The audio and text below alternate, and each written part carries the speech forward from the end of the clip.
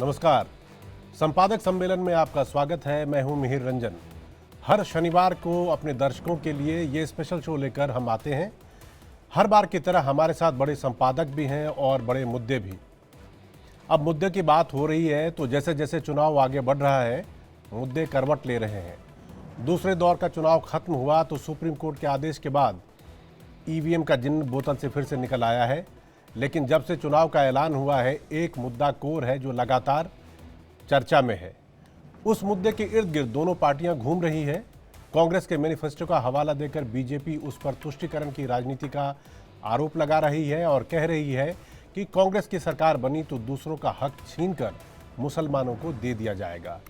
बात मंगलसूत्र तक पहुंच गई तो दूसरी तरफ कांग्रेस बार बार कह रही है कि बीजेपी संविधान बदलकर देश को तोड़ना चाहती है, वो हिंदू मुसलमान कर रही है। दोनों के आरोपों में कितना है दम, वीकेंड स्पेशल इस डिबेट में हम समझने की कोशिश करेंगे और हमारे साथ बड़े संपादक, पैनलिस्ट और वरिष्ठ पत्रकार मौजूद होंगे जो आपको आसान भाषा में समझाएंगे कि आखिर हकीकत क्या है। पहले ये रिपोर्ट देखते हैं, फिर बात करेंगे।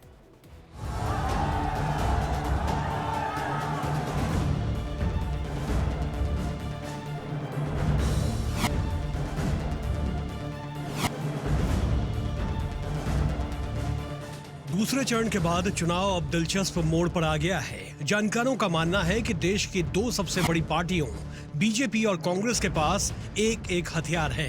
बीजेपी के तरकश में ध्रुवीकरण का तीर है तो कांग्रेस के हाथ में तुष्टीकरण की तलवार।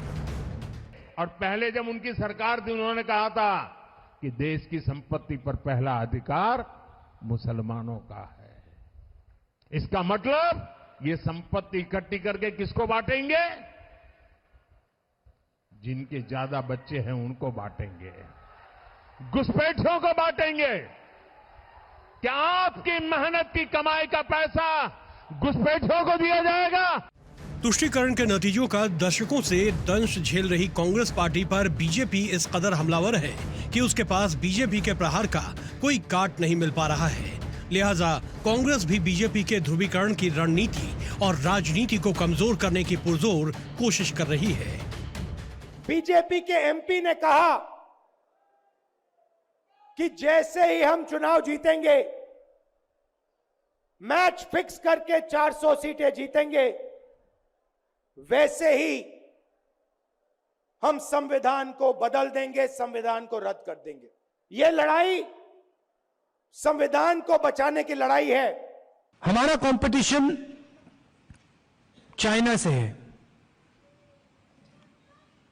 या रोजगार उधर जाएगा या फिर हिंदुस्तान आएगा। और बीजेपी के लोग, आरएसएस के लोग हमारे ही देश को बांटने में लगे हुए हैं। बीजेपी के लोग, आरएसएस के लोग एक धर्म को दूसरे धर्म से लड़ाते हैं, एक भाषा को दूसरी भाषा से लड़ाते हैं, एक स्टेट को दूसरे स्टेट से लड़ा देते हैं। कांग्रेस की रणनीति ये है कि वो जातिगत सर्वे की बात कर पिछड़ों का पहले भरोसा पाए और फिर पिछड़ों को दिए गए आरक्षण में मुसलमानों को जोड़कर तुष्टीकरण की राजनीति करे।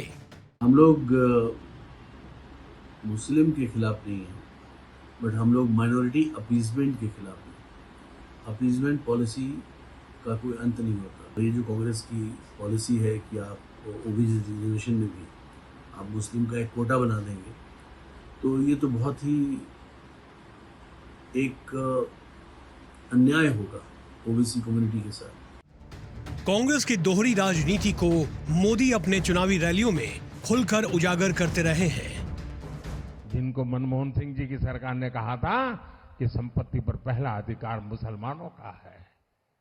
भाइयों बहनों, ये अर्बन नक्सल की सोच, मेरी माताओं बहनों, ये आपका मंगलसूत्र भी बचने नहीं देंगे।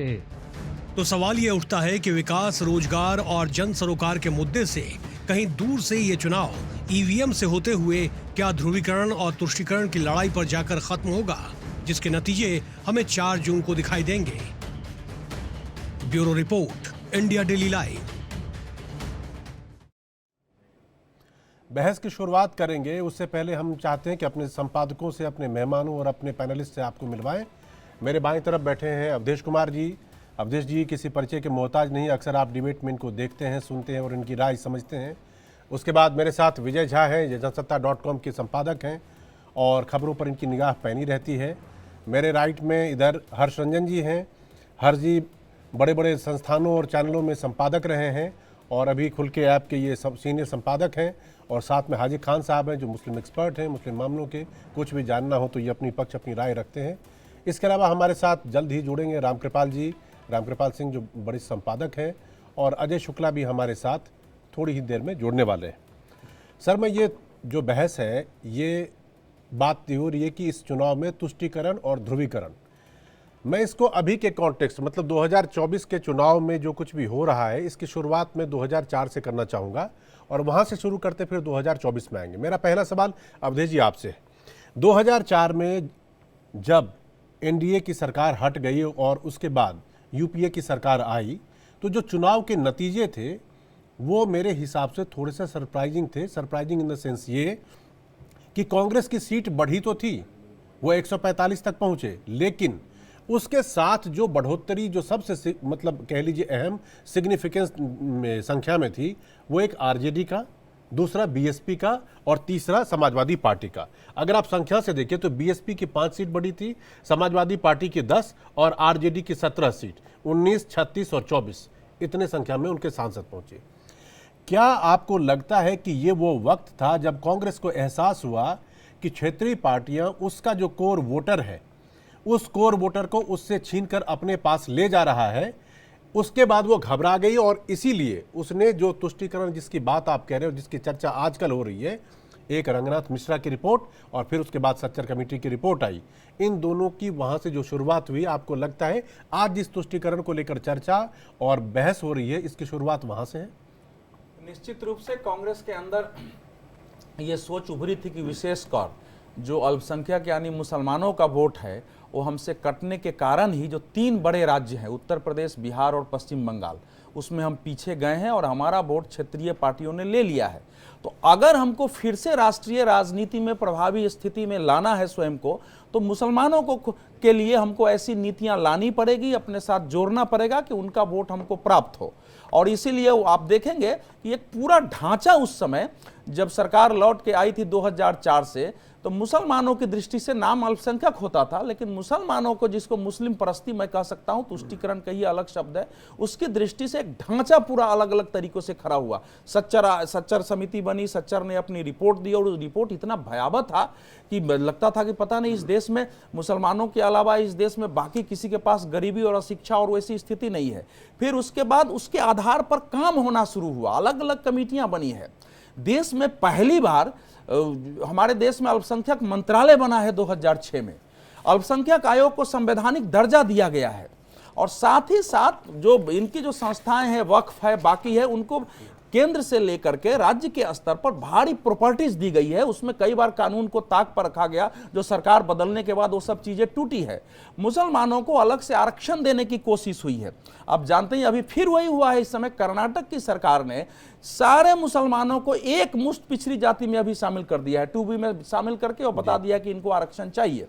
तो ये स्थिति उस समय थी और उसके लिए लगातार कोशिश हुई, यहां तक कि नरेंद्र मोदी विरोधी जो अभियान था वो इसी का पार्ट था कि दंगे में मुसलमान मारे गए, हालांकि हिंदू भी मारे गए थे। अगर नरेंद्र मोदी के विरुद्ध कांग्रेस एक अभियान चलाती है, उन पर मुकदमे करती है, जेल डालते हैं उन लोगों को, तो इससे भी मुसलमानों का हमको वोट मिलेगा। उसमें तिस्ता शीतलवाद वगैरह सबको सपोर्ट मिला। तो एक पूरा क्रमबद्ध था, उसके हिसाब से कई हमारे देश के कानून बदले हैं और वो उसका एक सबसे बड़ा जो नमूना दिल्ली में देखने को मिला लास्ट में, कि जब 2014 का चुनाव आया था, उसके आचार संहिता लागू होने के ठीक एक दिन पहले 5 मार्च 2014 को मनमोहन सिंह सरकार ने एक फैसला किया और 123 संपत्ति वक्फ बोर्ड को दे दिया। उसकी मांग पहले से चल रही थी, लेकिन रिटेन 27 फरवरी 2014 को वक्फ बोर्ड ने कहा था कि हमारी ये सब संपत्तियां है, दिया जाए, और डिनोटिफाई करके उसको दे दिया गया, जो बाद में टूटा है। हाईकोर्ट ने भी उसको गलत बताया है। तो एक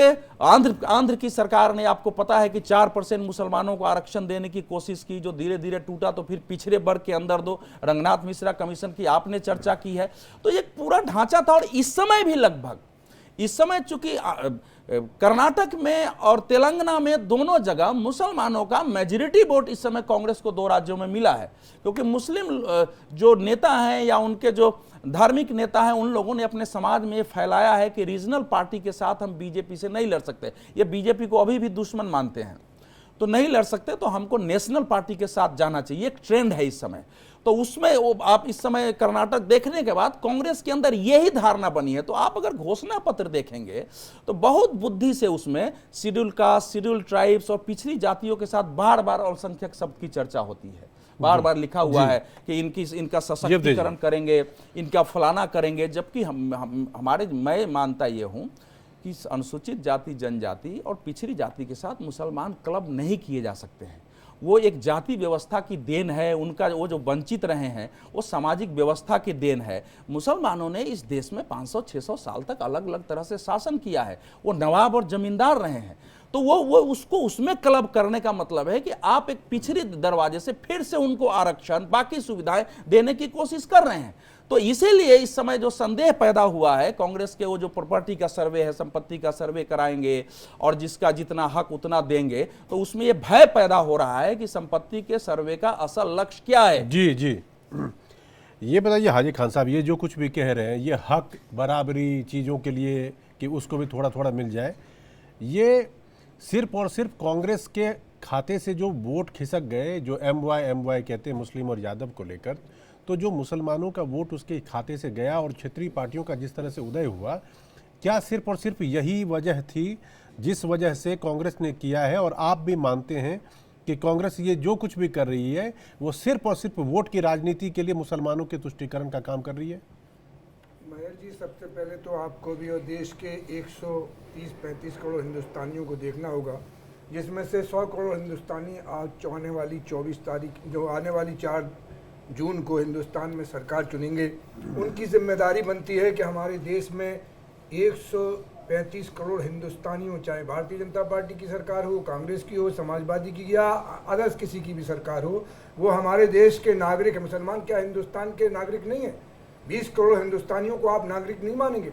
अगर कोई पिछड़ा हुआ है, किसी भी समाज का हो, मुस्लिम समाज का हो, दलित हो और किसी भी बरादरी, पंडितों को दिया गया रिजर्वेशन जो सबसे स्वर्ण है, इस देश की सबसे बड़ी बुद्धिजीवी फैमिलियां हैं। लेकिन हमारे देश के माननीय प्रधानमंत्री की 102 सीटों पर जो और 88 सीटों पर जो चुनाव हुआ है, इसमें हवा निकल गई है। आप कोई बयान, कोई मैनिफेस्टो का अब तक नहीं दिखा पाया, कोई भी टीवी, कोई भी चैनल कि आप दिखाएं कि उसमें खाली मुसलमानों को, माइनॉरिटीज़ की बात कही है, और माइनॉरिटीज़ में जैन, बौद्ध, ईसाई, मुसलमान। हाजी खान साहब, आप मैनिफेस्टो का हवाला दे रहे हैं, मैं सिर्फ मैनिफेस्टो की बात नहीं कर रहा हूं, मैं तो ओवरऑल कांग्रेस की बात कर रहा हूं कि क्या कांग्रेस की जो नीतियां हैं या कांग्रेस जिस तरह से अपनी बातों को सामने रखती, वो सीधा सीधा मुस्लिमों के तुष्टीकरण की बात नहीं करती है? मायर जी, अगर ऐसा होता है तो रंगनाथ मिश्रा की, जिसकी अभी हमारे भाई ने तस्करा किया और सचर कमेटी का तस्करा किया, वो जो रिपोर्ट आई उसमें 4% मुसलमान एजुकेशन में, 96% बिल्कुल सड़क पर घूम रहे हैं। उनकी जिम्मेदारी सरकार की नहीं बनती?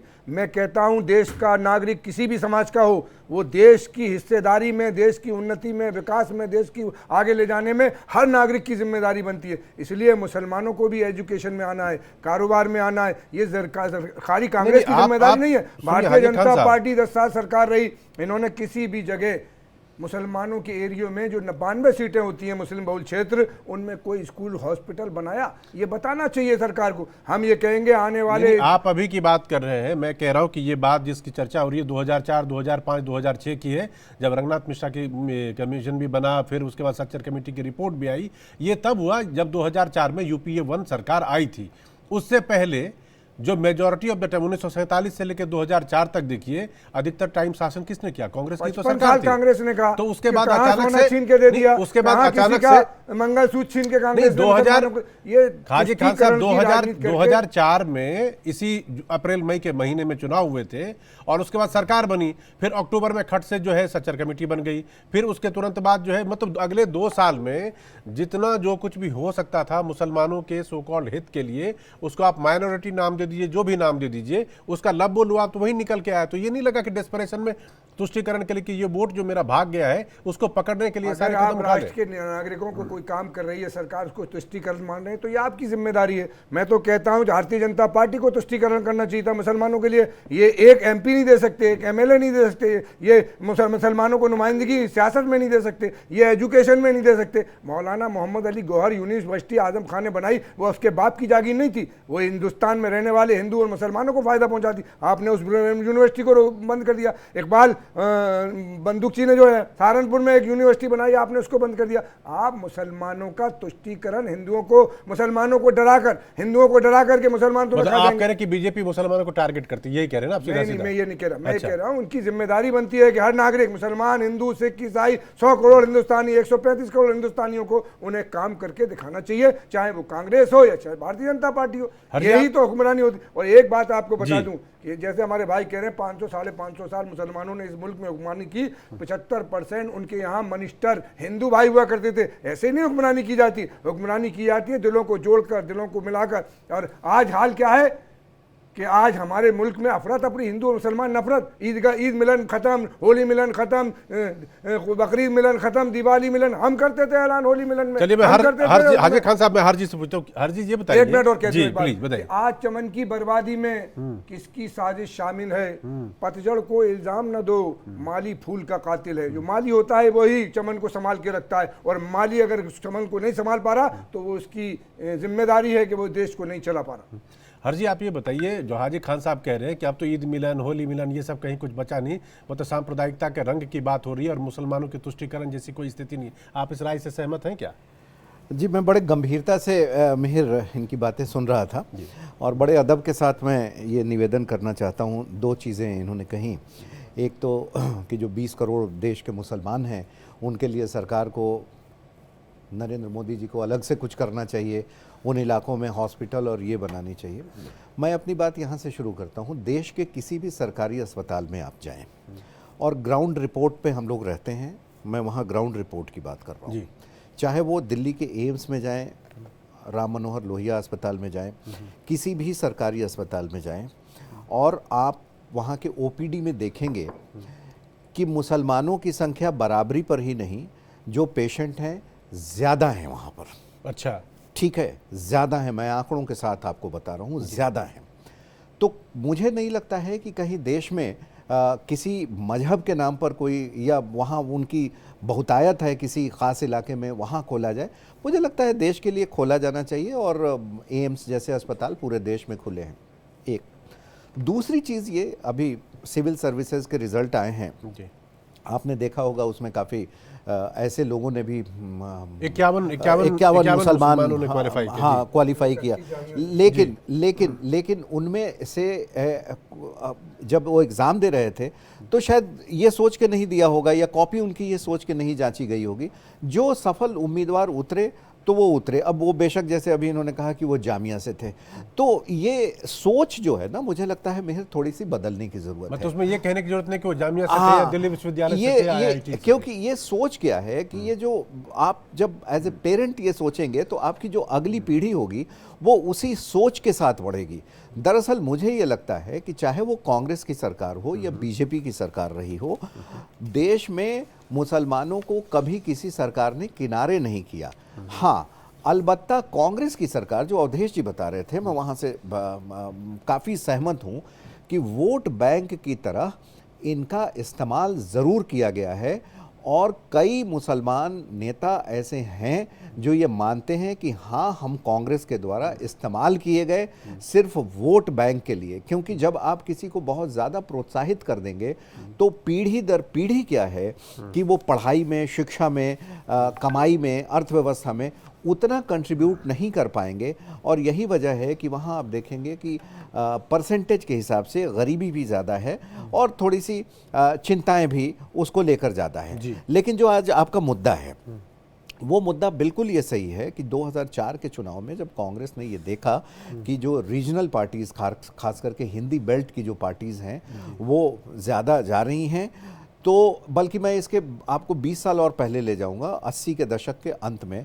यूपी और बिहार जैसे प्रदेश में, जगन्नाथ मिश्रा के बाद बिहार में, और उसके बाद अंतिम मुख्यमंत्री वो बने थे भागवत जी आजाद, उनके बाद से उनकी जमीन खिसकती जा रही थी। और यहाँ पर केंद्र से जिस तरह से मुख्यमंत्री बदले जाते रहे, वहाँ पर जिस तरीके से सत्ता यहाँ से चलाई जाती रही प्रधानमंत्री के द्वारा या कांग्रेस प्रमुखों के द्वारा, उसकी वजह से उनका जनाधार खिसक गया था। लालू प्रसाद यादव की पार्टी, रामविलास पासवान और नीतीश कुमार जैसे नेता वहां उभर रहे थे, हमने देखा। और वही वो वक्त था जबकि उत्तर प्रदेश में समाजवादी पार्टी, बहुजन समाज पार्टी, इनके नेता भी उभर रहे थे। और बाद में हमने देखा कि लगभग कांग्रेस का पूरा सफाया हो गया। तो ये मुस्लिम तुष्टीकरण की नीति की वजह से कांग्रेस को नुकसान हुआ, इसका नतीजा वो भुगत रही है और लंबे समय तक भुगता, मतलब और आगे भी भुगतेगी। आप मानते हैं कि कांग्रेस ने तुष्टीकरण का काम किया और उसकी वजह से कांग्रेस को इसका नुकसान उठाना पड़ा है। अब मैं रुक करना चाहूंगा, अजय शुक्ला जी भी हमारे साथ जुड़ गए हैं। अजय जी, आज हमारे चर्चा का विषय है कि क्या तुष्टीकरण करती है कांग्रेस और क्या बीजेपी जो है ध्रुवीकरण करती है। तो अभी अपनी हाजी खान साहब अपना पक्ष रख रहे थे, हर्ष जी ने कहा, अवधेश जी ने कहा। अब मैं आपकी तरफ रुक करना चाहूँगा और मैं जानना चाहूँगा कि कॉन्टेक्स्ट 2004 से शुरू हुआ कि 2004 में जब एनडीए यूपीए 1 की सरकार बनी और उसमें कांग्रेस ने देखा कि जो क्षेत्रीय पार्टियां हैं वो मुस्लिम वोट को लेकर चली गई। उसके बाद डेस्परेशन में कांग्रेस ने कुछ ऐसा काम किया जो लगता है कि पहले के थॉट को आगे प्रोपेगेट किया जा रहा है। अब मैं रिसेंट पे आता हूं। अमित शाह कह रहे हैं कि अगर कांग्रेस की सरकार बनती है तो वो सरिया को के हिसाब से जोड़ के कहते कि सरिया से चलेगा देश क्या। उस पर जो कांग्रेस का मैनिफेस्टो है उसका वो हवाला देते हैं कई बार और कहते हैं कि पेज नंबर 8 पे एक पैरा है, इसमें कांग्रेस ने लिखा है कि कांग्रेस ये सुनिश्चित करेगी कि प्रत्येक नागरिक की तरह अल्पसंख्यकों को पोशाक, खान पान, भाषा और व्यक्तिगत कानूनों की आज़ादी हो, स्वतंत्रता हो। ये व्यक्तिगत कानून की बात जैसे ही आ जाती है और कांग्रेस अगर इस तरह की बात करेगी, इसका मतलब नहीं हो गया कि जो उसका सरिया से चल रहा है, जो उनके पर्सनल लॉ बोर्ड वाले कानून हिसाब है उसी से चले और वो देश के साथ नहीं चलना है। ये तुष्टीकरण नहीं तो क्या है? देखिए, तुष्टीकरण क्या होता है पहले तो इसको समझना पड़ेगा। क्या हिंदू लॉ तुष्टीकरण है या मुस्लिम लॉ तुष्टीकरण है? तो सबसे बड़ी बात है कि कोई लॉ जिसको या आप मंदिर बनवाएंगे और मस्जिद तोड़वाएंगे कहेंगे कि तुष्टीकरण है, तो साहब मंदिर बनवाना भी तुष्टीकरण है और यदि मस्जिद बनवाते हैं तो भी तुष्टीकरण है। तो सरकार के काम मंदिर मस्जिद बनवाने नहीं, मतलब आप कह रहे हैं कि राम मंदिर जो बना ये तुष्टीकरण है। अजय जी, आप कह रहे हैं कि आप सीधा सीधा बोलिए, आप कह रहे हैं कि राम मंदिर जो बना है वो तुष्टीकरण है। मैं कह रहा हूं राम मंदिर बनवाना या मस्जिद बनवाना दोनों तुष्टीकरण। कोई भी मंदिर, कोई भी मस्जिद बनवाना सरकार का काम नहीं है। सरकार का काम है देश के लोगों को स्वतंत्रता से अपने मान्यता के मुताबिक समस्त कार्य करने की आज़ादी देना, उन्हें उनके हक देना, उनको शिक्षा देना, चिकित्सा देना, उनको सुविधाएं देना, उनको आगे बढ़ने के अवसर देना, यह सरकार का काम है और यही होना चाहिए। मैं मैनिफेस्टो खोले हुए हूं और मैनिफेस्टो के पेज नंबर 6 और 7 में सामाजिक न्याय का जिक्र है और अल्पसंख्यक का जिक्र है। उसमें पहला ही क्लॉज है कि भारत के संविधान के अनुच्छेद 15, 16, 25, 28, 29 और 30 के तहत अल्पसंख्यकों को मिलने वाले मौलिक अधिकारों का आदर करेगी और उन्हें बरकरार रखेगी। यानी जो संविधान में प्रावधान किया गया है उसके तहत देने की बात है। जो बात यह कह रहे हैं वह मौलिक अधिकारों को छीनने की कोशिश से जो की जा रही है भारतीय जनता पार्टी की सरकार द्वारा, नरेंद्र मोदी, अमित शाह, जो भी लोग बोल रहे हैं, ये 100% झूठ बोल रहे हैं। मतलब तय सीमा से ज्यादा आरक्षण दे दे वो भी मौलिक अधिकार है। ये क्या पूछ रहा हूँ कि तय सीमा से ज्यादा कह रहे हैं, सुन तो लीजिए, कह रहे हैं कोर्ट में मामला चला जाए, कोर्ट उसे निरस्त कर दे, वो भी मौलिक अधिकार। उन्होंने कहा है कि हम जातिगत जनगणना कराएंगे, संपत्ति का जो है सर्वे कराएंगे। उसके बाद क्या और करेंगे यह देखेंगे अजय जी, उसके बाद क्या होगा? नहीं, यही तो देखना है, यही तो देखना है कि जो लोगों के पास बहुत संपत्ति है और वह लाभ ले रहे हैं, तो लाभ लेने में क्रीमी लेयर की आनी चाहिए। हमारा संविधान वंचित समाज को संवैधानिक संरक्षण देने की बात करता है। पंडित जवाहरलाल नेहरू ने 1946 में, जब बाबा साहब भीमराव अंबेडकर संविधान सभा के सदस्य नहीं थे और संविधान सभा बनी थी, तब उन्होंने कहा था जो देश के पिछड़े हैं, दलित हैं, वंचित हैं, उन सारे समाज को संवैधानिक संरक्षण देने की जरूरत है। तो इस देश में किसको संवैधानिक संरक्षण नहीं मिल रहा, ये तो बता दीजिए। धर्म से हो। अजय जी, संवैधानिक संरक्षण किसको नहीं मिल रहा? संवैधानिक, मैं यही कह रहा हूं, छीनने की कोशिश की गई, लिटरल एंट्री करके संवैधानिक संरक्षण को छीना अच्छा, गया मतलब है। ओबीसी का आरक्षण काट के मुसलमानों को दे देना या उसका प्रावधान की वकालत करना, वो ठीक था? कहां दिया जा रहा है, कहां दिया जा रहा है? नहीं दिया जा रहा। यदि कोई व्यक्ति आता है पिछड़े वर्ग में आता है, तो आप क्या चाहते हैं? जातिवाद हो? आप चाहेंगे कि व्यक्ति यदि आर्थिक रूप से, सामाजिक रूप से पिछड़ा है, वो चाहे जिस जाति से हो, चाहे जिस धर्म से हो, उसे एक संवैधानिक संरक्षण मिलना चाहिए, तो मिलना चाहिए। उससे क्या फर्क पड़ता है वो ईसाई है, बौद्ध है, सिख है, जैन है, कौन है? अच्छा जी, एक बात बताइए, यदि वो देश 47 में आजाद हुआ और अब यहाँ हम लोग 100 साल की तैयारी कर रहे हैं। सुनिए, 1947 में देश आजाद हुआ और अब 100 साल पूरे होने को आए, 2047 की बात हो रही है। इसमें से मेजॉरिटी, मतलब अधिकतर टाइम शासन कांग्रेस ने ही किया। इतने सालों में भी हालत क्यों नहीं बदली भाई? क्या सरकार नकारा थी या लोग निकम्मे थे कि बात ही सुनने को तैयार नहीं थे? नहीं, नाकारा जो है वो लोग हैं जो ये कहते हैं कि वो सरकार नाकारा थी। जब देश आजाद हुआ, इस देश के अंदर 92% लोग गरीबी रेखा से नीचे थे। खाने के लिए अनाज नहीं था, इस देश का खजाना खाली था, लूट के ले गए थे अंग्रेज। इस देश के अंदर कुछ बनता नहीं था, कोई इंस्टीट्यूशंस नहीं थे।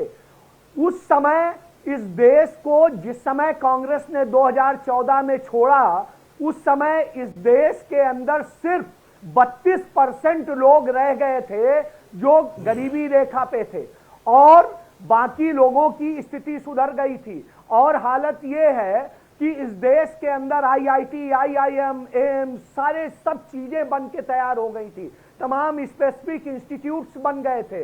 इस देश के अंदर हर चीज का उत्पादन होने लगा था।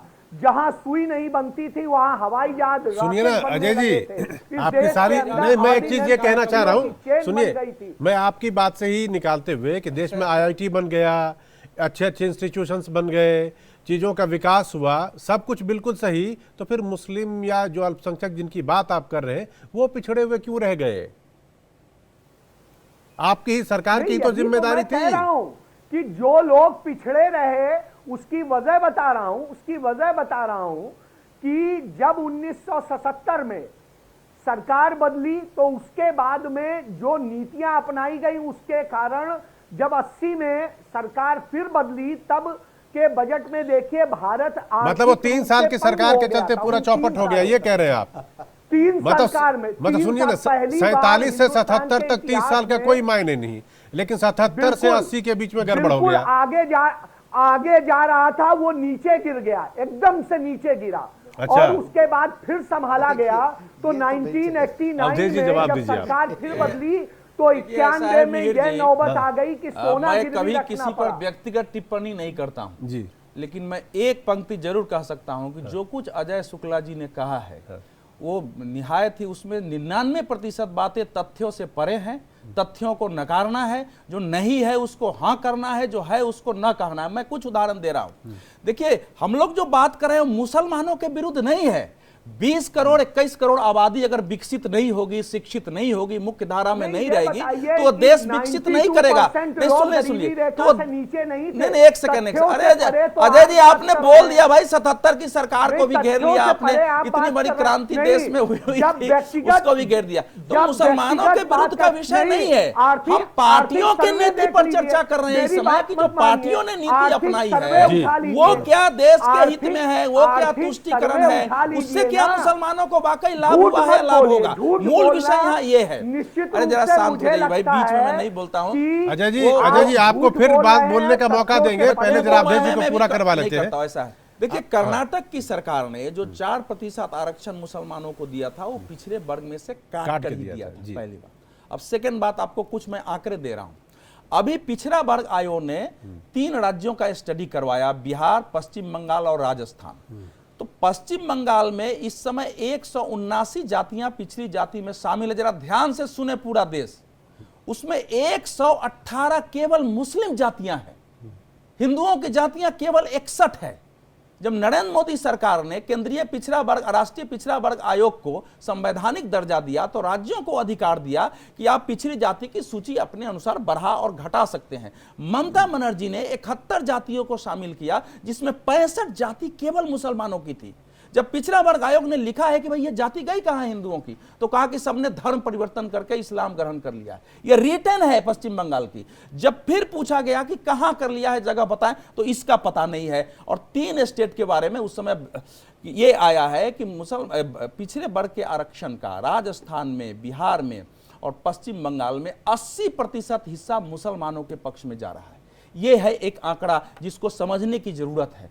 तो इसीलिए मैं ये कह रहा हूं ना कि ये जो इस समय बातें हो रही है कि अल्पसंख्यकों का उन्होंने कह दिया, भाई उसमें 2 जगह आपने एक पढ़ा, उसके अगले बार में पढ़ दीजिए कि पर्सनल लॉ में सुधार उस समुदाय के विचार विमर्श से किया जाएगा। अब अरे एक सेकंड झूठी बातें बताई एक सेकंड और झूठ बोल करके, अरे भाई ऐसा है, अब इस प्रकार के शब्द का मैं प्रयोग नहीं करता, झूठ बोला इस प्रकार के शब्द।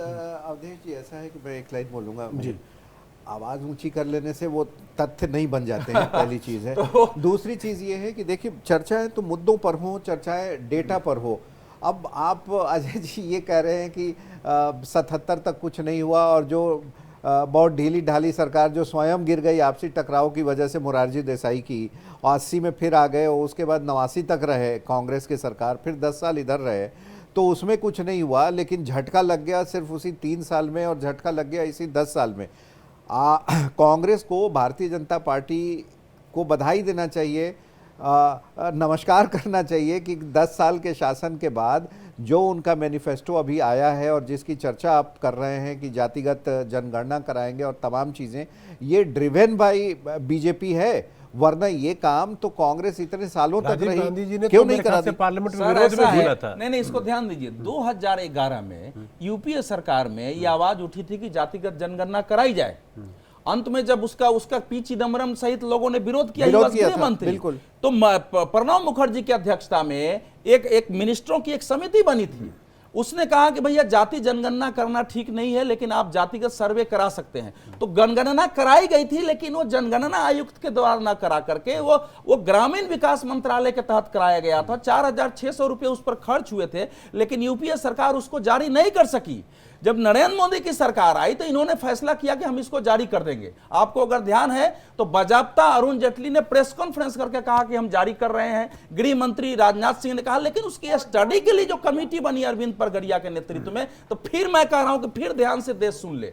उसने अध्ययन में बताया कि 46 लाख जातियां और गोत्र हैं, इनको कहां किसमें शामिल करें, इसको जारी करना जरा कठिन है। तो कई चीजों की जटिलता को न समझने के कारण जब राहुल गांधी जी ये कह रहे हैं कि हम सत्ता में आए तो जातिगत जनगणना कराएंगे, उसके बाद क्रांतिकारी कदम उठाएंगे कि संपत्तियों का सर्वे करेंगे और जिसका जितना हक है उसको उतना देंगे, तो फिर यही पैदा होता है कि आपने उस समय क्यों नहीं किया। और यही भय पैदा हो रहा है कि पर्सनल लॉ को आप बनाए रखना चाहते हैं, क्योंकि मुसलमानों में एक बड़ा वर्ग जो है वो पर्सनल लॉ के हिसाब से अपने शरीयत से बाहर आना नहीं चाहता है, ये फैक्ट है। जो पर्सनल लॉ बोर्ड ने जो 3 तलाक पर जो एफिडेविट दिया है सुप्रीम कोर्ट में, उसको देख लिया जाए तो जानबूझ करके मुसलमानों को शिक्षा में वो आगे न बढ़े, आधुनिक न बने, वो पिछड़े बने रहें, वो उन कानूनों में घिर के रहें जिन कानूनों को स्वयं मुस्लिम देशों ने निकाल के और बाहर आ गए हैं। ये एक कोशिश है। तो ये एंटी मुस्लिम नहीं है, हम कांग्रेस की बाकी पार्टियों की मुस्लिम पॉलिसी पर चर्चा कर रहे हैं। कौन सी सरकार ने दिया था मुसलमानों को आरक्षण? कांग्रेस ने दिया था या कौन सी सरकार ने दिया? देश को बताइए जरा। बताया तो किसने दिया था? नहीं हम नहीं, किसने दिया था? कांग्रेस की आप बार बार कह रहे हो। मैं कह रहा हूं 1994 मुसलमानों को जिसने आरक्षण दिया था वो है देवेगौड़ा, और वो आज आपके साथ है, भारतीय जनता पार्टी के साथ है। आरक्षण नहीं दिया जा सकता है क्योंकि हमारे यहाँ रिलीजन के आधार पर आरक्षण का कोई प्रावधान नहीं है, न उसके सिद्धांत हैं संविधान के तहत। अरे भाई 1994 में देवेगौड़ा ने दिया था आरक्षण, कांग्रेस ने नहीं दिया था कर्नाटक में। कांग्रेस ने, और आज आपके साथ है, फिर आपके आधी अधूरी जानकारी लेके आज आपके साथ है। यही है, जानकारी होती नहीं आपको। गुजरात में दे रहे मुसलमानों को, थोड़ा पढ़ लिख लिया करिए भाई। हाजिर खान जब टीवी पर बैठते हैं ना, थोड़ा पढ़ाई लिखाई किया करिए, आपको जानकारी होती नहीं। इस समय सारे मुसलमानों को पिछड़ी जाति में शामिल कर दिया अभी सरकार ने। एक भी मुस्लिम जाति बाहर नहीं है। आप बताइए ऐसे देश चलेगा? और पिछड़ों का, और सुन लीजिए, आज अनुसूचित जाति में मिहिर जी, अनुसूचित जाति के लोग अगर धर्म परिवर्तन करके मुसलमान और ईसाई बनते हैं तब भी उनका आरक्षण लागू रहता है, जनजाति का आरक्षण लागू रहता है। ये कैसी पॉलिसी है देश में? तो जाहिर है आप धर्म परिवर्तन को बढ़ावा देना चाहते हैं। अगर पश्चिम बंगाल में आरक्षण के लिए पिछड़ी जाति के लोग इस्लाम ग्रहण कर रहे हैं तो ये कितनी खतरनाक प्रवृत्ति है, जरा इसको कभी देश ने सोचा है? कर रहे हैं लोग। अमेरिका में 30,000 साल हो रहे हैं, इंग्लैंड में 25,000 साल हो रहे हैं। ये क्या बात है? फ्रांस में हो रहे हैं। हाजी साहब हमारे साथ विजय झा भी हैं। रोक नहीं सकता, जो सच्चाई है वो आएगी, उससे क्या लेना। बात यहाँ चल रही है कि हमारे मुल्क के 135 करोड़ नागरिकों में क्या 21 करोड़ 20 करोड़ मुसलमान भारत के नागरिक नहीं है? और अगर एक बॉडी का एक हिस्सा पार्ट टूट जाएगा तो वो नुकसान होगा। अरे भैया सुनिए हाजिर खान, इस पर बात मैं पहले ही कह चुका हूं कि मुसलमानों का इशू ये नहीं है, हम पॉलिटिकल इशू के रूप में डिस्कस कर रहे हैं। देश के मुसलमानों को, अरे भाई नरेंद्र मोदी सरकार जब आई थी तो 4.6% आप सरकारी नौकरी में थे, आज करीब 10% है, दुगने से ज्यादा गवर्नमेंट सर्विस में गए हैं। पता नहीं है आपको? ठीक है हाजिर साहब, आपके पास फिर से आते हैं, आंकड़ों पे बात करेंगे। पढ़े लिखे मुसलमान है, उसमें 2.5% मदरसों से, 1.5% यूनिवर्सिटियों से, आप उसको कह रहे हो 10% जॉब में कैसे हो जाएंगे 10%? अच्छा, आपके पास फिर आ रहे हैं विजय झा, काफी देर से हमारे साथ बैठे हुए हैं। विजय, इतनी देर का लबोलुआब ये है कि अगर बीजेपी पोलराइज करती है तो उसको फायदा होता है, ठीक, और वो सत्ता में अगर आरोपों पे ही जाइए तो बनी हुई है। लेकिन कांग्रेस ये जो पॉलिटिक्स करती है, जिसको कि तुष्टीकरण का नाम या आरोप लगाया जा रहा है, उससे लगातार उसको नुकसान नहीं हुआ, कोई फायदा नहीं हुआ, बावजूद इसके पार्टी क्यों उसी राह पे चली जा रही है जिसको मोदी जी कहते हैं कि ये तो मुस्लिम लीग का घोषणा पत्र लेके ले आई है यहाँ पे पार्टी? देखिए, मेरे ख्याल से जो तुष्टीकरण का टर्म हम लोग यूज़ कर रहे हैं, इसको हम लोगों ने मुस्लिम के साथ जोड़ दिया है। और हम अगर चुनावी राजनीति नहीं, उसमें वजह है, बताओ। कांग्रेस जब लिखती है कि कांग्रेस ये सुनिश्चित करेगी कि प्रत्येक नागरिक की तरह अल्पसंख्यकों को पोशाक, अब पोशाक वर्ड जैसे ही आप डालते हो तो ये हो जाएगा, पोशाक लिखने की क्या जरूरत थी भाई? हिंदुस्तान जिसकी मर्जी अपने हिसाब से कपड़े पहन रहा है। जब आप ये स्पेसिफाई करते हो, जब आप कहते हो कि खान पान, भाषा और व्यक्तिगत कानून, तो फिर सवाल उठ जाता है। नहीं, हम उसी पर आ रहे हैं। मेरा कहना है कि तुष्टीकरण का जो टर्म है वो राजनीति में सिर्फ मुस्लिम के साथ जोड़ा गया है। लेकिन अगर आप शुरू से लेके चलें, जब हमारे संविधान में आरक्षण की व्यवस्था की गई थी, तो जो शुरुआत में आरक्षण की व्यवस्था थी वो किसी के तुष्टीकरण के लिए नहीं थी। उस समय जो व्यवस्था थी वो इसलिए थी कि जो देश में वंचित लोग हैं उनको एक तरह से उनका स्तर ऊपर करके और धीरे धीरे बराबरी पर लाया जाए, और वो व्यवस्था जो है अस्थायी थी। लेकिन बाद में जब इसको स्थायी बनाया गया तो तुष्टीकरण की शुरुआत आप राजनीति में वहीं से देख सकते हैं। और ये बात नहीं है कि वो मुस्लिम के लिए थी या हिंदू के लिए थी, इस बात पर हम नहीं जा रहे हैं। तुष्टीकरण की जो राजनीति है, हर पार्टी अपनी अपनी सुविधा के हिसाब से अपने अपने वोट बैंक के लिए तुष्टीकरण की राजनीति करती है, चाहे वो बीजेपी हो, कांग्रेस हो या कोई भी क्षेत्रीय पार्टी हो। आप देखिए, राष्ट्रीय जनता दल खुलेआम ऐलान करती है MY, और इस बार उसने बाप उसमें जोड़ दिया है, तो वो भी एक तुष्टीकरण है। अखिलेश यादव का PDA वो भी तुष्टीकरण है। तो आज की जो राजनीति है वो तुष्टीकरण से बिल्कुल अछूती नहीं है। और कोई भी जो इवन आम आदमी पार्टी जो यह ऐलान करके आई थी कि हम जो है बदली हुई एक परिवर्तन की राजनीति करने के लिए आए हैं, और आज आप उसकी स्थिति भी देख सकते हैं। तो तुष्टीकरण किसी एक पार्टी ने किया हो या कर रही है, मेरे ख्याल से यह समझना सही नहीं है। दूसरी बात आप देखिए कि जो मुस्लिमों की स्थिति पर हम लोग बात कर रहे हैं, मुस्लिमों की स्थिति जो है वो सिर्फ राजनीतिक वजह से जो स्थिति है वो आज नहीं है, चाहे उनकी स्थिति बदतर हो या बदतर से ऊपर उठी हो, सिर्फ राजनीतिक स्थिति से नहीं, सामाजिक स्थिति भी इसके लिए बहुत ज़्यादा जिम्मेदार है। खुद मुस्लिमों में पढ़ाई को लेकर जो जागरूकता है वो किस तरह से धीरे धीरे अब बढ़ रही है, और अभी भी बहुत कम स्तर पर 5% से जाके अब वो 15-20% पर आए हैं। तो उनकी, और इसमें कोई भी राजनीतिक दल उनकी मदद नहीं कर सकता है जब तक उनका समाज जी जागरूक नहीं होगा। अब जी जी उनका समाज आज भी मदरसों को लेकर ज़्यादा सक्रिय है, और मदरसों की शिक्षा को, और मदरसों में उस तरह की शिक्षा नहीं दी जाती है, सब लोग जानते हैं। हाजी खान साहब ये बताइए, हम लोग एक देश में रहते हैं, एक तरह की बात है, और चाहे वो पढ़ाई हो, आर्थिक विषमता की बात हो, या फिर आप कह लीजिए कि पढ़ाई या किसी भी तरह की आप बात करिए, ये आरक्षण की व्यवस्था या किसी एक खास सेक्शन को अलग से तवज्जो देके, तरजीह देके उनके लिए कुछ विशेष करने की कितने दिनों तक आपको लगता है कि अभी लगभग 75 साल से ऊपर हम लोग हो चुके हैं आज़ाद हुए, कितने 100, 150, 200, 300 कितने साल बाद लगता है कि ये बहस बंद हो जाएगी कि कोई तुष्टीकरण कर रहा है और कोई ध्रुवीकरण कर रहा है? देखिए, तुष्टीकरण और ध्रुवीकरण मेरे भाई ने कहा सारी पार्टियां करेंगी। जब हमारे देश के प्रधानमंत्री बनारस में चुनाव लड़के लड़ने आए तो कहा कि माँ गंगा ने बुलाया है मुझे और माँ गंगा की सेवा करने के लिए आया हूँ मैं। ये तुष्टीकरण नहीं है, ये धर्म का इस्तेमाल नहीं है, जबकि चुनाव आयोग हमारा मना करता है कि धर्म का इस्तेमाल अभी भी हो रहा है और कोई उस पर नोटिस नहीं ले रहा चुनाव आयोग। मैं ये कह रहा हूँ कि एक मिनिस्ट्री बनाई गई थी कि गंगा सफाई का अभियान चलाया जाएगा। मैं ये कह रहा हूँ गंगा सफाई कर दी 10 साल में इन्होंने, भारतीय जनता पार्टी की सरकार ने। ये जो है मेयर इनका, 9 MLA इनके, मुख्यमंत्री इनका, प्रधानमंत्री वहाँ से MP और देश के, वहाँ आज भी गंगा में वही गंदगी बनारस की पूरी जा रही है। तुष्टीकरण सारी पार्टियां कर रही हैं।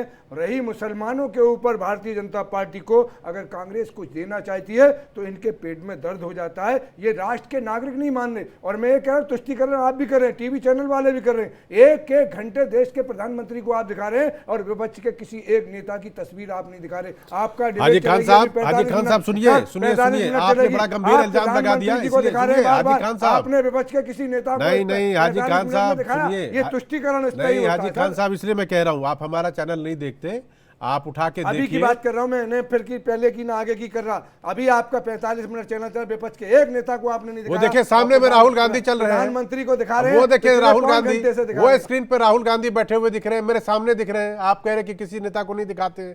वो देखिए राहुल गांधी चले जा रहे हैं, कांग्रेस का झंडा सामने। हमारे मुल्क में RSS भारतीय जनता पार्टी के साथ, मैं तो हाथ सुनिए, कहावत है ना सर, गुजर भारतीय जनता पार्टी के साथ नहीं। सुनिए वो कहावत है, सुनिए हाजी खान साहब, हाथ कंगन को आरती क्या, पढ़े लिखों को फांसी क्या, आपके सामने देखिए कौन चल रहे।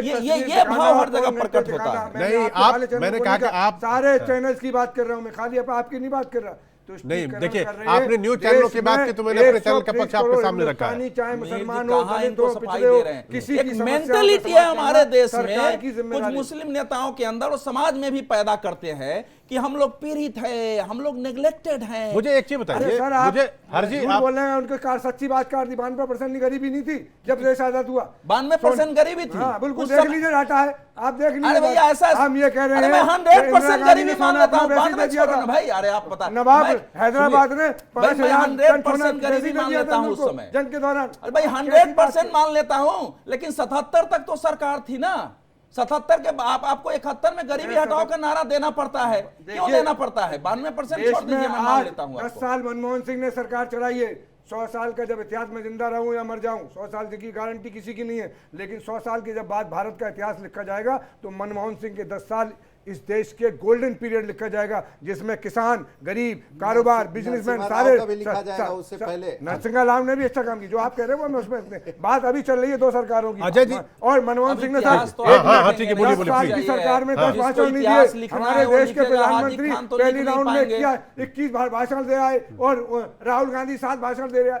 आप किसी काम के लिए चुनाव प्रचार मंत्री नहीं है, देश के प्रधानमंत्री है। उसकी गरिमा है। देश के प्रधानमंत्री अटल बिहारी वाजपेयी से लेके नेहरू जी तक ने कभी भी पॉलिटिकल चुनाव में इतनी भाषण नहीं दिए जितने हमारे देश के प्रधानमंत्री दे रहे हैं। ये इसलिए दे रहे हैं कि इनकी सरकार जा रही है। प्रधानमंत्री को क्या प्रचार मंत्री कह रहे हैं, बताइए? ये हम तो ये वो देश के प्रधानमंत्री हैं, दुनिया के लोग कह रहे हैं। दुनिया की बात छोड़िए, मैं आपकी बात कर रहा हूं। अपने काम गिनाता है, उसकी माँ क्या कर रही है, उसकी बेटी क्या कर रही है, वो मुसलमान क्या कर रही है, नहीं गिनाता। देश का प्रधानमंत्री 10 साल रहा है, उसके विकास की योजनाओं का दिखाना चाहिए जनता को कि हमने ये किया, इस पर हमको वोट दो। वो तो रोज अपना तस्वीर दिखाते हैं। ये क्या आपने नाम बदल दिया उत्तर प्रदेश के, इस पर वोट मिलेगा? करोड़ों रुपए खर्च करते हैं एक शहर के नाम बदलने में, इनके जेब से नहीं जा रहा, सरकारी पैसा उसका दुरुपयोग हो रहा है। हम ये कह रहे हैं कि आपको 10 साल इस देश हाजी साहब, अब मनमोहन सिंह हमारे स्क्रीन पे चल रहे हैं, वो भी 10 साल के बाद अब आपको विदाई का तमन्ना आ गया। सुनिए, अब मैं जरा इधर से मैं अजय शुक्ला जी की तरफ जाना चाह रहा हूँ। अजय जी ये बताइए,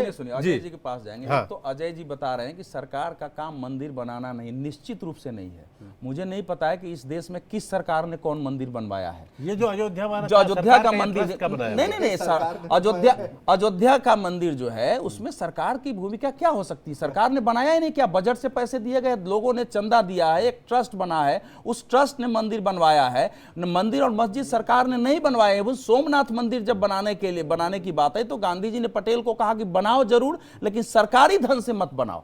तो वो बनाने की आवश्यकता ही नहीं है, किसी ने नहीं बनाया है। लेकिन अब किसी को यह लगता है कि 500 साल पहले मंदिर तोड़ के मस्जिद बनाया गया, न्यायालय ने फैसला दे दिया, फैसला देने के बाद न्यायालय ने लिख दिया कि ट्रस्ट बना के मंदिर बनाया जाए, फिर भी मंदिर बनाना अगर वो जो है वो गलत है, तुष्टिकरण, तो उसका तो कोई उत्तर नहीं है। प्रधानमंत्री का इसमें कोई जिम्मेदारी नहीं है। देश के प्रधानमंत्री को उद्घाटन करने की कोई क्यों प्रधानमंत्री क्यों नहीं जाएंगे? हाजी खान साहब, भैया ये अब टूट चुका है जो इस देश में आप लोगों ने बना के रखा ना कि इस देश का प्रधानमंत्री, राष्ट्रपति किसी धार्मिक उत्सव में ना जाए करे, मुस्लिम उत्सव में तो जाए, जो इफ्तार की पार्टी में जाए, ईद में जाए, लेकिन मंदिर में जाना, दिए जलाना, अरे भैया इसको देश ने नकार दिया है। ये जो पाखंडी सेकुलरिज्म था, उसको देश ने नकार दिया है, उससे देश बाहर निकल गया है। वो दलील होगा, झूठा आदमी कोई भी हो, कितना सच्चा झूठ बोल दे, कितना ही हजारों आर्गुमेंट कर दे। हाजी खान साहब एक बात बताइए, हाजी खान साहब एक बात बताइए, आप यहाँ पर बैठे हुए हैं, सामने से कोई संस्था अगर आपको निमंत्रण या आमंत्रण भेजती है कि आप हमारे फलाने कार्यक्रम में आइए, तो वहां जाना या ना जाना, इसमें कौन सी बड़ी गलती हो गई? ये कौन सी बड़ी बात हो गई? उसके पुजारी को हटा के फोटो नहीं कहीं दिखाया जा रहा है, देश देख रहा है। अगर आप कल को अगर आप कल को पुजारी से बड़ा हो सकता है कोई आदमी, देश का प्रधानमंत्री कोई भी बन सकता है, लेकिन जो एक मठ का चेयरमैन है, मुझे एक चीज बताइए, मुझे एक चीज बताइए। खान कह रहे हैं, देखिए जब तथ्यों पर बात हो तो कर सकते हैं। लाइव में पूरा दिख रहा था कि पूजा कौन करा रहा है, उनको पंचामृत कौन पिला रहा है, सारा कुछ दिखता रहा है। तो इसलिए ये कोई मायने नहीं है। खुद भी इच्छा हो किसी मंदिर में जाएंगे तो कहना चाहिए। उन्होंने क्यों नहीं किया किसी का? सुनिए, मैं बात को थोड़ा सा ले जा रहा हूं आगे की तरफ। अजय जी भी बैठे हुए। अजय जी ये बताइए, सारी की सारी कवायद जो चल रही है और जो अभी हाल फिलहाल में बहुत ज्यादा चर्चा में है, क्या इसके पीछे यूसीसी का डर है जिस वजह से इसकी पूरी भूमिका हो रही है कि 370 हो गया, राम मंदिर बन गया, उत्तराखंड में भी यूसीसी लागू हो गया, तो पूरे देश में अब लागू होगा ही होगा, तो इसलिए उससे पहले भूमिका बनाओ कि भाई मुस्लिमों के साथ गलत होने वाला है? देखिए, कोई डर नहीं है। स्थिति यह है कि भारत का संविधान सभी को समान अधिकार देता है। अभी संबंधित व्यक्ति ने कहा कि राम मंदिर किसी व्यक्ति ने नहीं बनाया है, संस्था ने बनाया है। यदि यही बात है तो प्रधानमंत्री नरेंद्र मोदी हो या अमित शाह हो या भाजपा का हर नेता हो, यही बोलता है कि हमने मंदिर बना दिया, मोदी जी ने मंदिर बनवा दिया, मंदिर बना, जो राम को लाए हैं हम उनको लाएंगे, इस तरह की जब बातें की जाती हैं तो आता है कि ये तुष्टीकरण है। लेकिन हमारा संविधान सभी को बराबरी का हक देता है, और जब बराबरी का हक देता है तो मैं यदि पीली शर्ट पहन सकता हूं तो आपको काली शर्ट भी पहनने का हक है। यदि आपको पूजा करने का अपनी हिसाब से रोका हक काली है शर्ट तो पहनने से मुझे किसी भी को? हक है। यदि आपको सप्तपदी करने का हक है, 7 फेरे लेने का हक है, तो मुझे अपने ढंग से अपने निकाह पढ़ने तो उसको का रोक और कौन रहा है, ये तो कहाँ कोई बताइए। रोक है? यदि उसको रोक कौन रहा है? नहीं, यही तो रोका जा रहा है। कहाँ? यूसीसी क्या है? ये सब रोकने की है। कभी हिजाब के नाम पे रोकेंगे, कभी खाने के नाम पे रोकेंगे, कभी किसी नाम पे रोकेंगे। तो साहब ये जो है नफरत फैलाने का एजेंडा है जो नरेंद्र मोदी और भारतीय जनता पार्टी फैलाते रहे हैं लंबे समय से। मध्य तो प्रदेश में ये 10 दिन में इनका 7 दिन में सिर्फ धंधा है। लिंचिंग और हुई। सही कहा, देश वो के प्रचार प्रधानमंत्री खामोश करते बैठे हैं, रहे। वो देश के प्रधानमंत्री का प्रधानमंत्री की कार्य जिम्मेदारी बनती नहीं थी ऐसे करते लोगों को उठा के हैं। बंद करना मणिपुर चाहिए। में लड़कियां देश के लोगों के साथ परेड आप कराई उनको सुन जाती लेते हैं, हैं, उनकी सुन वहाँ लीजिए ना। जाके आपने 14 नहीं लिंचिंग देखते 7 हैं। दिन में सुना ये होगा, हमारे सत्यता पास से है। खबर नहीं आई है। आप तो खबर देखी नहीं। हर्षी कुछ कहना चाहेंगे? अजय जी देखिए, मैं ये कहना चाहता हूँ कि दरअसल मुस्लिमों के साथ जो ब्रॉड चीज़ें मैंने देखी हैं हर प्रदेश में, वो ये है कि विक्टिम कार्ड ज़्यादा प्ले करते हैं। इसमें कहीं कोई दो राय नहीं है। बिल्कुल ये ठीक बात है कि कुछ कार्ड है, विक्टिम कार्ड है, कैसी बात करते हैं आप? घटनाएं घटी गई हैं उनको देश के अगर अंदर। समान हमें रूप तो से रटी हुई सारी है शादी चीजें की समान घटना। चाहिए देश में, 50 सब घटनाएं कुछ हैं। बराबर चाहिए, तो फिर एक स्पेशल स्टेटस क्यों चाहिए? स्पेशल चाइल्ड किसको बोलते हैं? Are they special? Why they should be special after 75 years? सवाल तो ये है। तो इसमें यूसीसी का भी विरोध क्यों होना चाहिए? क्या आपको सिविल सर्विसेज देने में कोई परेशानी है? क्या आपको किसी हॉस्पिटल जाने में कोई परेशानी है? क्या आपको किसी जॉब में, सरकारी जॉब जहाँ भी निकलती है या प्राइवेट जॉब जहाँ होता है, उसमें एप्लीकेशन देने में कोई परेशानी है? अगर ऐसी स्थिति होती तो क्या हम इस चैनलों पे बैठ के इस तरह से खुले विवाद, आपसी चर्चा और विवाद कर सकते थे? नहीं कर सकते थे।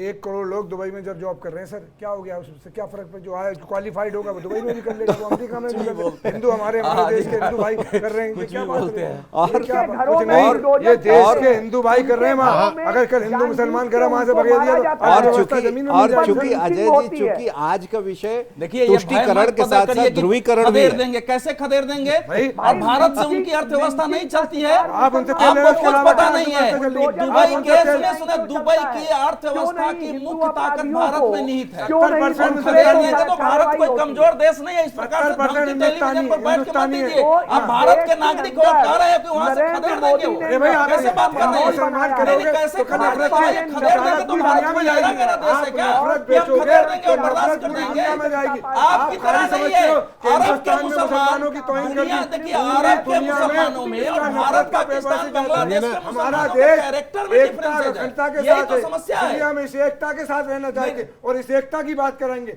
आप नफरत की बात करोगे, अरे मुसलमानों को मिल गया तो ये हो गया। भाई, अरे मुसलमान नहीं, देश तो का- आप दाढ़ी बढ़ाए हैं, किसने रोका है कि मत बढ़ाओ? किसी ने रोका है आपको? तो क्यों आप पीढ़ी अगर दिखा रहे हो? आपके अगर वस्त्र पहनने को किसने मोदी जी रोका ने दाढ़ी है? बढ़ाई तो आपको निकाह करने को किसने रोका है? आपको खाने पीने से किसने रोका है? क्यों आप बता रहे हो भारत में? भारत में खत्म हो गया, इस्लाम खत्म हो जाएगा, मस्जिद छिन जाएगी, नमाज पढ़ना बंद हो जाएगा। ये क्यों प्रचार कर रहे हो आप? शानदार तरीके से बताइए। ये सब लोग देखिए, ये इसी को कृतज्ञता कहते हैं। टीवी पर बैठ के शानदार तरीके से डिबेट कर रहे हैं, सरकार के कल्याण कार्यक्रमों का लाभ उठा रहे हैं, सरकारी नौकरियों में जा रहे हैं, सब काम कर रहे हैं। सरकार की लेकिन जिम्मेदारी फिर भी है, हम आज की victim नहीं। हैं। फिर भी हम हजारों साल victim से हैं। देश पूरी को दुनिया की बंटवा दिया, सरकारों की जिम्मेदारी है देश को कि अपने बंटवा दिया, नागरिकों को इसके रोके। बावजूद है victim। हाँ, तो फिर अगर तो जिम्मेदारी है सवाल है, सरकार- कोई पार्टी तो इस उठाएगी ना, सरकार ने इसको क्या किया है उठाएगी कैसे बताइए। नहीं? आप बता दीजिए ना। अवधेश जी, हाजी खान साहब, मेरे देखिए- पास देखिए, टाइम की कमी है। एक लाइन हाँ, में बता रहा हूँ। जी। दुनिया के जो बहुत बड़े इस्लामिक कंट्री हैं, विकसित हैं, भारत से भी आगे हैं, वहाँ जिन लोगों ने इन रूढ़िवादी परंपराओं को छोड़ के विकसित राष्ट्र की परंपराओं को अपनाया है, वो इस्लामिक देश हैं। भारत में अभी आप बहुत पीछे की बात कर रहे हैं। आप देखिए उन चलिए, देशों भारत तो पीछे जाने की बात कर रहा है, राम के जमाने में राम जैसा राज चलेगा। भारत तो पीछे की बात। और इस मुल्क में ये हुआ कि जब से भारतीय जनता पार्टी की सरकार है, मध्य प्रदेश में, राजस्थान में, गुजरात में, हरियाणा में, महाराष्ट्र में, के हाथ से इतने ज्यादा है, मतलब अपने खून से हाजी खान साहब सुनिए, मेरे पास टाइम की कमी है। मेरे पास चलिए, आप सर शेर सुना दिए, उसके बाद मैं क्लोजिंग कमेंट विजय जी से लूंगा। नहीं, मैं कह रहा हूँ कि इनका शेर बहुत बढ़िया है, वो सुनने के लिए वाणी अच्छी है। लेकिन क्या है कि मेरा ये मानना है कि देखिए, जो आज का आपका विषय था तुष्टीकरण और ध्रुवीकरण, दरअसल कुछ हद तक हम ये मान सकते हैं कि चुनावी बात जब होती है, जब प्रचार होता है, तो हर पार्टियां वोटरों को अपने लिए रिझाने के लिए कुछ काम करती हैं। लेकिन हाजी खान साहब, अब क्लोज करना है। वो सच है जो उनके उसमें ठीक है, मैनिफेस्टो में ठीक है, आप ये बता दीजिए। ठीक है, चलिए अगली बार फिर बुलाऊंगा आपको, तो डिबेट लंबी करूंगा। विजय जी क्लोजिंग कमेंट करिए 30 सेकंड में। ध्रुवीकरण और ध्रुवीकरण पर जो आज बहस है, तो मुझे लगता है कि यह आज की राजनीति का एक सच है, और इससे कोई भी पार्टी, जैसा मैंने पहले भी कहा, अपने आप को अलग नहीं कर सकती है। सवाल ये है कि हम जनता को ये समझना पड़ेगा कि जो पार्टियां कह रही हैं, जनता को नेताओं के भाषणों से ज़्यादा उनकी चुनावी घोषणा पत्र पर ध्यान देना चाहिए। चुनावी घोषणा पत्र में कोई भी पार्टी जो बात भाषणों में कह सकती है, वो संविधान के खिलाफ भी हो सकती है। चुनावी घोषणा पत्र में कोई भी पार्टी ये हिम्मत नहीं कर सकती है कि संविधान के खिलाफ बात लिखे। तो जनता को जागरूक होना पड़ेगा, तभी ये तुष्टीकरण और ध्रुवीकरण से वो जनता खुद बच पाएगी। देखिए, बात असल में ये है कि पार्टी कोई भी हो, नेता कोई भी हो, उनका अल्टीमेट मकसद जो है वो है सत्ता हासिल करना है। और सत्ता हासिल करने के लिए अगर उन्हें हिंदू मुसलमान करने से बेनिफिट है, तो मुझे नहीं लगता कि कोई चूकता। अगर उन्हें लगता है कि किसी के तुष्टीकरण या अपीजमेंट या किसी को कुछ लॉलीपॉप देने से, फ्रीबी देने से उसको वोट मिल सकता है, तो वो उससे भी नहीं चूकते। सवाल सिर्फ ये है कि जनता उस पर कितना भरोसा करती है और अपना कितना अकल लगाती है। तो इसीलिए जिन लोगों ने वोट दे दिया वो तो वोट दे चुके हैं। जो अगली बार वोट देने के लिए जाए तो वो ये सोचे कि धर्म के हिसाब से नहीं, उनकी बेहतरी किस में है, किस पार्टी को देने में है, इसके लिए तुष्टीकरण और ध्रुवीकरण पर ध्यान नहीं दे। तो फिलहाल आज के लिए हम रुकेंगे। इंडिया डेली लाइव पर खबरों का सिलसिला लगातार जारी है। फिर अगले हफ्ते किसी और मुद्दे पर आपके साथ अलग अलग संपादकों के साथ होगी मुलाकात। आप देखते रहिए इंडिया डेली लाइव।